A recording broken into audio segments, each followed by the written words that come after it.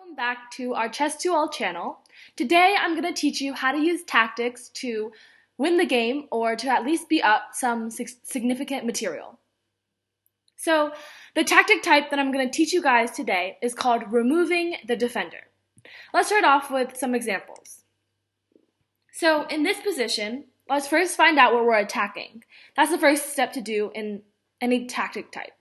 So here, as we can see, the bishop and the queen are paired up on this diagonal, and if the queen can get to e8 without any disturbances, it's actually what we call a back rank checkmate. So we can checkmate the king on the back rank.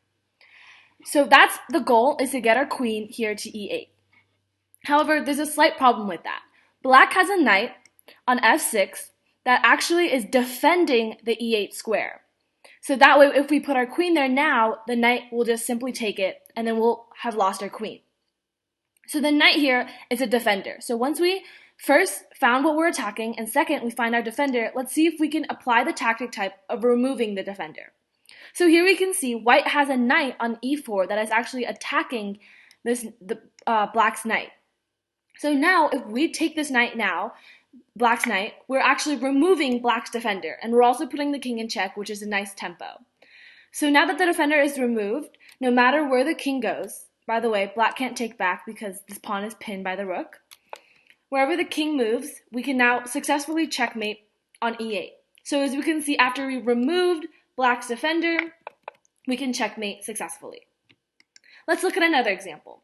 So first of all, let's identify what we're attacking. We can see at first glance that black's pieces are all on the queen side, and black's strong pieces such as the rook on b6 and the queen on a5 are all in really bad positions. They have very limited amount of squares they can go to, and they cannot get back to protect the king on g8 very easily.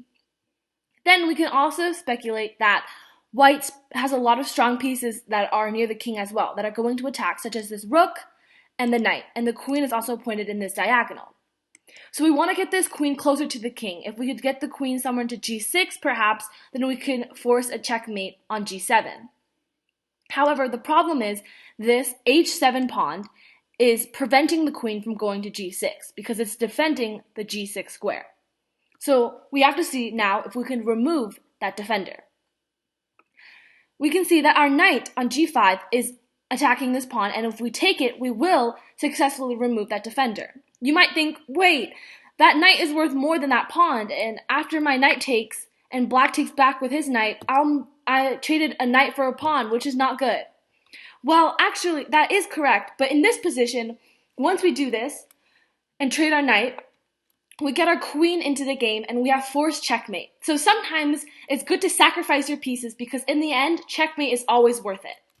So as we can see, we sacrifice our knight to remove the defender on h7. And then now we can successfully bring our queen onto g6. And in this position, no matter what black does, white will have a forced checkmate on the g7 square. So let's say black just moves his rook, and now this checkmate is ours, and we can win the game.